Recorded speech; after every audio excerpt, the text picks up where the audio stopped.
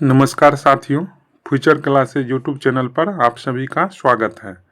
आज जो हम डिस्कशन करेंगे वो ऑफिसर एकेडमी के सर शशि शरण सर के द्वारा लिखित पुस्तक NCERT 360 डिग्री क्लास 6 to 12 इतिहास। इसी बुक से आज जो है कि क्लास 7th का अध्याय 4 का डिस्कशन करेंगे, जिसका नाम है मुगल 16वीं से 17वीं शताब्दी तक। तो इसी का क्वेश्चन देखना है जो सभी एग्ज़ाम के लिए बहुत ही महत्वपूर्ण है। और जो भी साथी जीके जीएस और करंट अफेयर्स का टेस्ट देना चाहते हैं वो सभी साथी टेलीग्राम ग्रुप से जुड़ जाइए। टेलीग्राम ग्रुप का लिंक कमेंट बॉक्स में मिलेगा। तो चलिए स्टार्ट करते हैं। पहला क्वेश्चन में कह रहा है कि 16वीं सदी के उत्तरार्ध में मुगलों ने कौन कौन से क्षेत्र में अपना अधिकार जमाया था। तो कौन कौन से क्षेत्र में अधिकार जमाया था? तो दिल्ली और आगरा के क्षेत्रों में जो है कि अपना अधिकार जमाया था। ठीक है, तो हमारा आंसर हो जाएगा ए। डिस्कशन में दिया हुआ है कि मध्यकाल में किसी भी शासक के लिए भारतीय उपमहाद्वीप जैसे बड़े क्षेत्र पर जहां लोगों एवं संस्कृतियों में इतनी अधिक विविधता हो, शासन कर पाना अत्यंत ही कठिन कार्य था। अपने पूर्ववर्तियों के विपरीत मुगलों ने एक साम्राज्य की स्थापना की और वह कार्य पूरा किया जो अब तक केवल छोटी अवधियों के लिए ही संभव जाना पड़ता था। 16वीं सदी के उत्तरार्ध से इन्होंने दिल्ली और आगरा से अपने राज्य का विस्तार शुरू किया और 17वीं शताब्दी में लगभग संपूर्ण महाद्वीप पर अधिकार प्राप्त कर लिया। यानी कहने का अर्थ ये हुआ कि 16वीं सदी के उत्तरार्ध से जो है कि दिल्ली और आगरा में अपने राज्य का विस्तार किया मुगल, और इसके बाद जो है कि 17वीं शताब्दी में आते आते लगभग संपूर्ण महाद्वीप पर क्या कर लिया? अधिकार कर लिया। अब नेक्स्ट क्वेश्चन है 2। इसमें कह रहा है कि निम्नलिखित में से कौन से कथन सत्य है? सत्य कथन को ढूंढना है। तो पहला कथन में कह रहा है कि मुगलों ने 16वीं सदी में आगरा और दिल्ली से अपने राज्य का विस्तार शुरू किया और 17वीं सदी में लगभग संपूर्ण महाद्वीप पर अधिकार कर लिया। तो पहला कथन जो है कि सही है। दूसरा कथन में दिया हुआ है कि भारत के प्रधानमंत्री स्वतंत्रता दिवस पर मुगलों के निवास स्थान दिल्ली के इंडिया गेट से राष्ट्र को संबोधित करते हैं। तो ये गलत दिया हुआ है। तो हमारा आंसर क्या हो जाएगा? ए, केवल एक जो है सही है। अब डिस्कशन में दिया हुआ है कि मध्यकाल में किसी भी शासक के लिए भारतीय उपमहाद्वीप जैसे बड़े क्षेत्र पर जहां लोगों एवं संस्कृतियों में इतनी अधिक विविधता हो, शासन कर पाना अत्यंत ही कठिन कार्य था। अपने पूर्ववर्तियों के विपरीत मुगलों ने एक साम्राज्य की स्थापना की और वह कार्य पूरा किया जो अब तक केवल छोटी अवधियों के लिए ही संभव जान पड़ता था। 16वीं सदी के उत्तरार्ध से उन्होंने दिल्ली और आगरा से अपने राज्य का विस्तार शुरू किया और 17वीं शताब्दी में लगभग संपूर्ण महाद्वीप पर अधिकार प्राप्त कर लिया। उन्होंने प्रशासन के ढांचे तथा शासन संबंधी जो विचार लागू किए वे उनके राज्य के पतन के बाद भी टिके रहे। यह एक ऐसी राजनीतिक धरोहर थी जिसके प्रभाव से उपमहाद्वीप में उनके पश्चात आने वाले शासक अपने को अछूता न रख सके। भारत के प्रधानमंत्री स्वतंत्रता दिवस पर मुगलों शासक के निवास स्थान दिल्ली के लाल किले की प्राचीर से राष्ट्र को संबोधित करते हैं।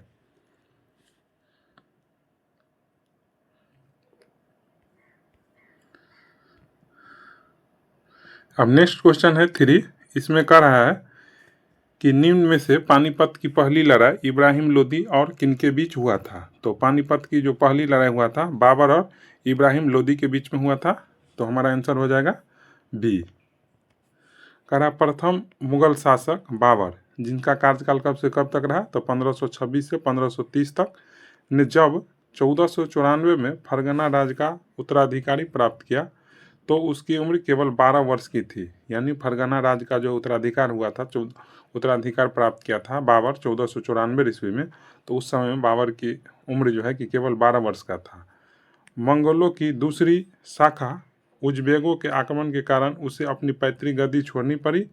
अनेक वर्षों तक भटकने के बाद उसने 1504 में काबुल पर कब्जा कर लिया। तो ये यानी बाबर जो है कि काबुल को कब अपने कब्जे में लिया था? 1504 में।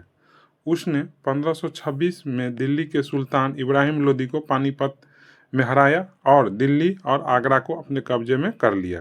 यानी 1526 में पानीपत की लड़ाई हुआ जिसमें बाबर इब्राहिम लोदी को हरा दिया और अंतोगत्वा जो है कि बाबर जो है कि दिल्ली और आगरा को अपने कब्जे में कर लिया। अब नेक्स्ट क्वेश्चन है 4। इसमें कह रहा है कि निम्नलिखित में से मुगलों के संदर्भ में कौन सा कथन जो है कि सत्य है। तो पहला कथन में कह रहा है कि मुगल 2 महान शासकों के वंशज थे, तो सही है, ये पहला कथन सही है।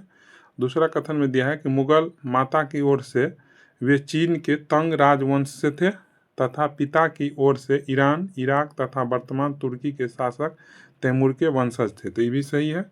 तो हमारा आंसर हो जाएगा सी, 1 और 2 दोनों सही है।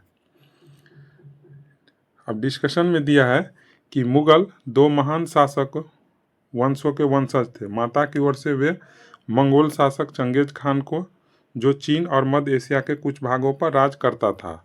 कह रहा है मुगल 2 महान शासकों के वंशज थे जिसमें माता की ओर से वे मंगोल शासक चंगेज खान थे जो चीन और मध्य एशिया के कुछ भागों पर राज करता था के उत्तराधिकार थे, और वहीं पिता की ओर से वे ईरान, इराक एवं वर्तमान तुर्की के शासक तैमूर थे जिसकी मृत्यु जो है कि 1404 में हुआ था के वंशज थे। परंतु मुगल अपने को मुगल या मंगोल कहलवाना पसंद नहीं करते थे। ऐसा इसलिए था क्योंकि चंगेज खान से जुड़ी स्मृतियाँ सैकड़ों व्यक्तियों के नरसंहार से संबंधित थी।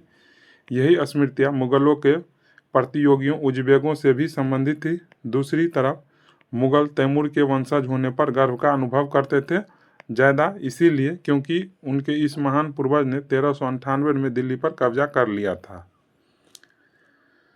अब नेक्स्ट क्वेश्चन है 5। इसमें कह रहा है निम्नलिखित में से कौन सा कथन जो है कि असत्य है। कौन सा कथन असत्य है। तो पहला कथन में कह रहा है कि मुगल अपने आप को मंगोल कहलाना पसंद करते थे, तो ये गलत है। दूसरा कथन में है कि मुगलों अपने वंशावली का प्रदर्शन चित्र बनवा कर लिया, तो ये सही है। प्रत्येक मुगल शासक ने तैमूरों के साथ अपना चित्र बनवाया, तो ये भी सही है। तो हमको कह रहा था कौन सा कथन असत्य है, तो इसीलिए हमारा आंसर हो जाएगा ए, केवल एक जो है कि असत्य है।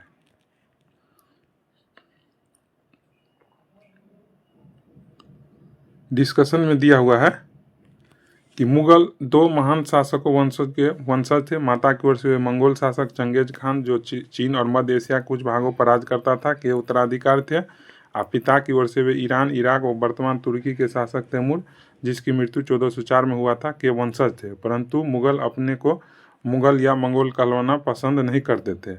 ऐसा इसलिए था क्योंकि चंगेज खान से जुड़ी स्मृतियाँ सैकड़ों व्यक्तियों के नरसंहार से संबंधित थी। यही स्मृतियाँ मुगलों के प्रतियोगी उज़्बेकों से भी संबंधित था। दूसरी तरफ मुगल तैमूर के वंशज होने पर गर्व का अनुभव करते थे, ज़्यादा इसलिए क्योंकि उनके इस महान पूर्वज ने 1398 में दिल्ली पर कब्जा कर लिया था। उन्होंने अपनी वंशावली का प्रदर्शन चित्र बनवा करके किया। प्रत्येक मुगल शासक ने तैमूर के साथ अपना चित्र बनवाया। अब नेक्स्ट क्वेश्चन है 6। इसमें कह रहा है कि निम्न में से तैमूर ने दिल्ली पर कब आक्रमण किया था। तो कब किया था, 1398 में किया था। कब किया था, 1398 में। नेक्स्ट क्वेश्चन है 7। इसमें कह रहा है कि बाबर ने काबुल पर कब कब्जा किया था। तो कब कब्जा किया था, 1504 ईस्वी में। कह रहा है प्रथम मुगल शासक बाबर, जिसका कार्यकाल 1526 से 1530 तक रहा, ने जब 1494 में फरगना राज का उत्तराधिकारी प्राप्त किया था, यानी वो फरगना राज का उत्तराधिकार बना था 1494 में, तब बाबर का उम्र जो है कि केवल 12 वर्ष की थी।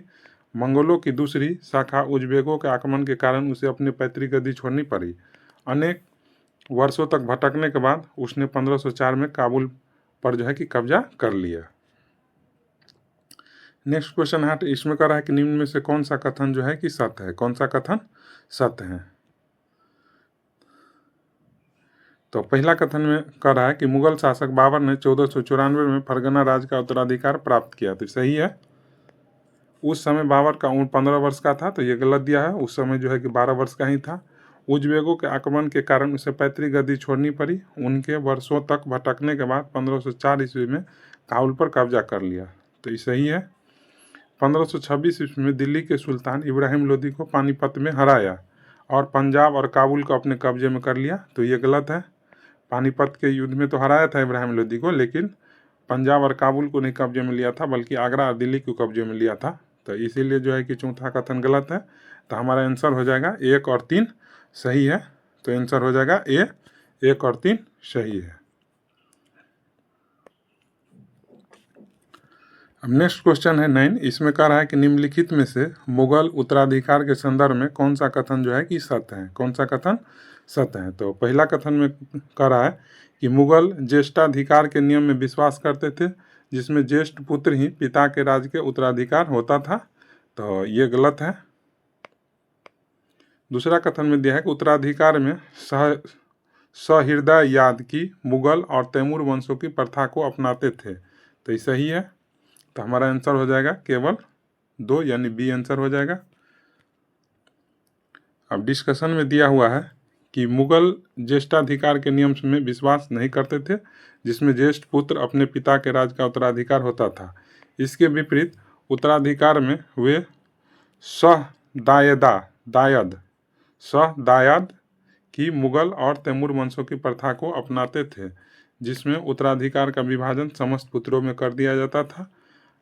आपके अनुसार उत्तराधिकार का कौन सा तरीका सही था, ज्येष्ठाधिकार या सहदायदा? ठीक है, सहदायद। मतलब कह रहा है कि मतलब कि अपने अनुसार जो है क्या बताइए कौन सा उत्तराधिकार सही था, ज्येष्ठाधिकार या सहदायद। नेक्स्ट क्वेश्चन है 10। इसमें कह रहा है कि निम्नलिखित में से किस राजपूत शासक ने मुगलों की सत्ता को स्वीकार करने से काफ़ी समय तक इनकार करते रहे। तो मेवाड़ के सिसोदिया राजपूत, मेवाड़ के सिसोदिया राजपूत। हमारा आंसर हो जाएगा सी। अब डिस्कशन में दिया हुआ है कि मेवाड़ के सिसोदिया राजपूत लंबे समय तक मुगलों की सत्ता को स्वीकार करने से इनकार करते रहे, परंतु जब वे हारे तो मुगलों ने उसके साथ सामान्य व्यवहार किया और उन्हें उनकी जागीर वतन जागीर के रूप में वापस कर दी। पराजित करने परंतु अपमानित न करने के बीच सावधानी से बनाए गए संतुलन की वजह से मुगल भारत के अनेक शासकों और सरदारों पर अपना प्रभाव बढ़ा पाया, परंतु इस संतुलन को हमेशा बरकरार रखना कठिन था। नेक्स्ट क्वेश्चन है 11। इसमें कह रहा है कि निम्नलिखित में से मनसबदारी व्यवस्था के संदर्भ में कौन सा कथन सत्य है। सत्य कथन को ढूंढना है। तो पहला कथन में कह रहा है कि मनसबदार अपना वेतन राजस्व एकत्रित करने वाली भूमि के रूप में पाते थे, जिन्हें जागीर कहते थे। तो सही है। दूसरा कथन में है कि मनसबदार इक्तादारों की तरह अपनी जागीर पर आश्रित रहते थे एवं उन पर प्रशासन करते थे। तो ये गलत है। तो हमारा आंसर हो जाएगा केवल 1 सही है, यानी आंसर ए। डिस्कशन में दिया है कि मनसबदार अपना वेतन राजस्व एकत्रित करने वाली भूमि के रूप में पाते थे, जिन्हें जागीर कहते थे और जो तकरीबन इक्ताओं के समान थी, परंतु मनसबदार मुक्तियों से भिन्न अपने जागीरों पर नहीं करते थे और न ही उन पर प्रशासन करते थे। उनके पास अपने जागीरों से केवल राजस्व एकत्रित करने का अधिकार था। यह राजस्व उनके नौकर उनके लिए एकत्रित करते थे, जबकि वे स्वयं देश के किसी अन्य भाग में सेवारत रहते थे। अब नेक्स्ट क्वेश्चन है 12। इसमें कह रहा है कि निम्न कथन एवं कारणों पर विचार करें, कूट की सहायता से जो है आंसर दे। तो कथन में कह रहा है कि अकबर ने अपने शासनकाल में जागीरों का बड़ी सावधानी पूर्वक आकलन किया था। सही है, ताकि इन जागीरों का राजस्व मनसबदारों के वेतन के तकरीबन के बराबर रहे। तो ये भी सही है। तो कथन और कारण सही है। कथन जो है कि कथन का जो है कि कारण व्याख्या दे रहा है, तो इसीलिए हमारा आंसर हो जाएगा ये। नेक्स्ट क्वेश्चन है 13। इसमें कह रहा है कि मुगल काल में जमींदार शब्द का प्रयोग किसके लिए किया जाता था। तो किसके लिए किया जाता था? तो किसी ग्राम के मुखिया के लिए जो राजस्व एकत्रित करता था। सही है। किसी क्षेत्र के स्थानीय सरदारों के लिए जो राजस्व को इकट्ठा करता था। ये भी सही है। तो हमारा आंसर हो जाएगा इनमें से दोनों के लिए जो है जमींदार शब्द का प्रयोग होता था।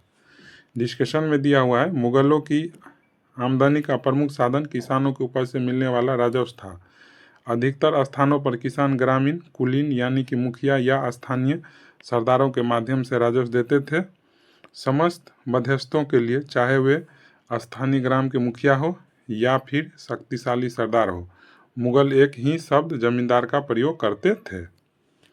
अब नेक्स्ट क्वेश्चन है 14। इसमें कह रहा है मुगल काल में जब्त शब्द किस ओर इंगित करता है। तो किस ओर करता है? तो राजस्व प्राप्त करने की व्यवस्था को हम जब्त शब्द की ओर इंगित करेंगे। तो आंसर हो जाएगा सी। डिस्कशन में दिया हुआ है कि अकबर के राजस्व मंत्री टोडरमल ने 10 साल यानी 1570 से 1580 की काल अवधि के लिए कृषि की पैदावार, कीमतों और कृषि भूमि का सावधानी पूर्वक सर्वेक्षण किया। इन आंकड़ों के आधार पर प्रत्येक फसल पर नकद के रूप में कर निश्चित कर दिया गया। प्रत्येक सूबे या प्रांत को राजस्व मंडलों में बांटा गया और प्रत्येक की हर फसल के लिए राजस्व दर की अलग सूची बनाई गई। राजस्व प्राप्त करने की इस व्यवस्था को क्या कहा? जब्त कहा जाता था। अब नेक्स्ट क्वेश्चन है 15। इसमें कह रहा है निम्नलिखित में से किसने अकबरनामा की रचना की थी? तो कौन किया था? अबुल फजल ने। कौन किया था? अबुल फजल। डिस्कशन में दिया हुआ है कि अकबरनामा और ऐन अकबरी, अकबर ने अपने करीबी मित्र और दरबारी अबुल फजल को आदेश दिया कि वह उसके शासनकाल का इतिहास लिखे। अबुल फजल ने यह इतिहास 3 जिल्दों में लिखा और इसका शीर्षक है अकबरनामा। पहली जिल्द में अकबर के पूर्वजों का बयान है, यानी वो जो है कि 3 पार्ट में लिखा था। तो पहला पार्ट में जो है अकबर के पूर्वजों का बयान है। दूसरी अकबर के शासनकाल की घटनाओं का विवरण देती है, यानी दूसरा जो पार्ट था उसमें अकबर के शासनकाल की घटना के बारे में विवरण देता था। और तीसरी जिल्द ऐन अकबरी है, उसमें अकबर के प्रशासन, घराने, सेना, राजस्व और साम्राज्य के भूगोल का ब्यौरा है। और तीसरा पार्ट है जिसका नाम है ऐन अकबरी, उसमें अकबर के प्रशासन, घराने, सेना, राजस्व, साम्राज्य के भूगोल आदि के बारे में जो है कि ब्यौरा देता है। इसमें समकालीन भारत के लोगों की परंपरा और संस्कृति का भी विस्तृत वर्णन है। ऐन अकबरी का सबसे रोचक आयाम है विविध प्रकार की चीज़ों, फसलों, पैदावार, कीमतें, मजदूर, राजस्व का सांख्यिकीय विवरण।